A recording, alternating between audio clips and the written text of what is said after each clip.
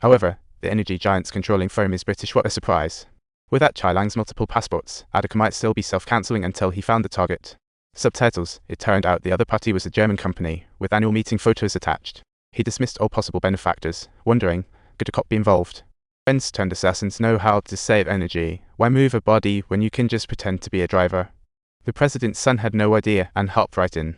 Chai Lang followed the convoy, intentionally talking to the president's son, creating a tense atmosphere.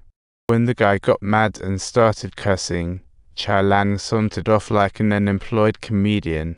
He was being repeatedly cancelled, just like someone striving to hit the headlines. Listening to his cancellation, he felt like he was winning an Oscar, especially when he noticed the bodyguards nearby. He couldn't help but chuckle. How else could he explain his chill demeanor facing down pursuers? It was comedy gold. His bodyguard, like a kicked basketball, tried to grab him, but Chai Lang was already mapped out. He charged onto the sidewalk, and the pedestrian bridge came tumbling down. Talk about a showstopper. After parking, he elegantly drew his gun as if at a party. The foe then realized Chai Lang's power, thinking themselves invincible, only to beg comically. They offered to super double a deal, but the thing is, they weren't even here for the money. This poor fellow would be the first and definitely the last. Chai Lang was itching to give him a death flush mob. Just as Chai Lang stripped off his driver's outfit for a tactical jacket while loading in a time bomb, he thought, this is more thrilling than Uncle Drew. He strolled out the back of the church, with the explosion booming perfectly as evidence evaporated like bad memories. He looked as cool as a prison escapee. Back at the hotel, he began collecting intel. What a dedicated family man. But then his wife's call interrupted his zen.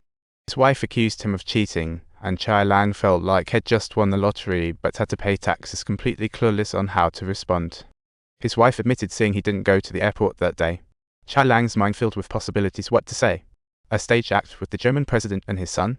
He rummaged around, finding the villa's blueprints, only to discover a secret room in his office that his brother had totally missed. What a classic sibling fail.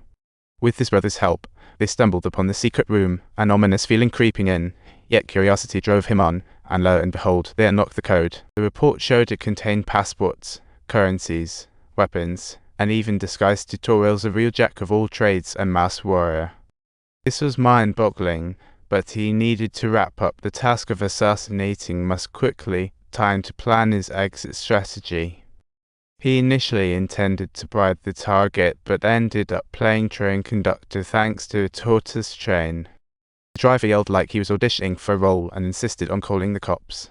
Chai Lang had no time to hide his weapons and went full action movie mode. Then, he staged a showdown with the police like it was an epic blockbuster. Before smoothly leaving the scene, he arrived at the concert hall for a spot check, having heard Musk would be there tomorrow. He cheekily tucked his metal wallet in his backside, thinking, this could spice things up. He entered the venue, observing the structure for the best ambush point. When he spotted the suspended ceiling, he wondered, is this how it feels to go fishing?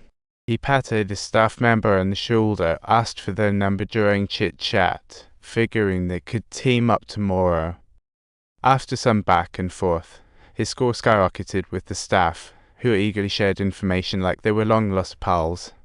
As he strategized for security, he thought, if missiles can't get through, better come up with a unique plan. Suddenly reminded of that woman. He gradually thought a sniper rifle could morph into broken leg boots. What a genius idea. With this, he could breeze through security, taking it all on the go. Talk about a walking weapon.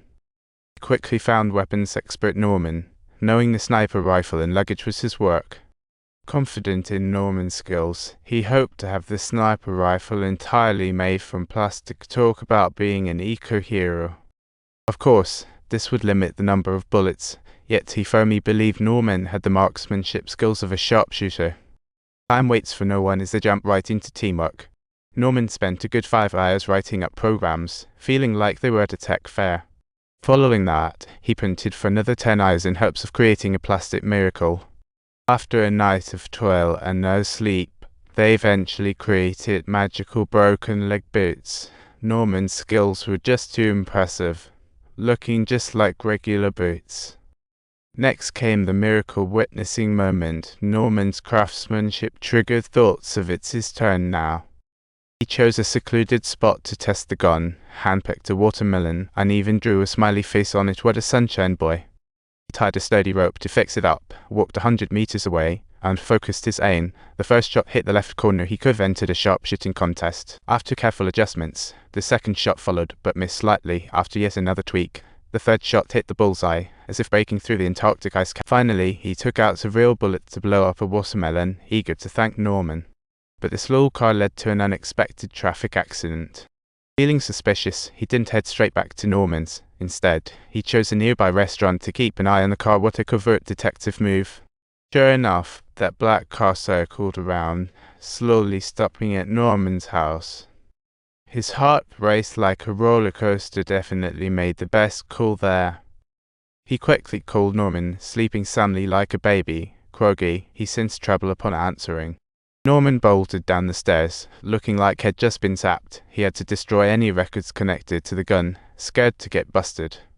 Right at the moment when he was busy destroying the program, the police had also swiftly submitted the alerts. He was brimming with tension, just like an actor preparing to take the stage. As footsteps approached, Norman's heart raced like he was at the casino, gripping his teeth, and fired a few rounds at the door. Spare filled the heart, the magazine emptied. Police launched a full assault, firing at the ceiling without mercy. Meanwhile, police blasted open another door, leaving Norman alone and helpless, watching as they subdued him.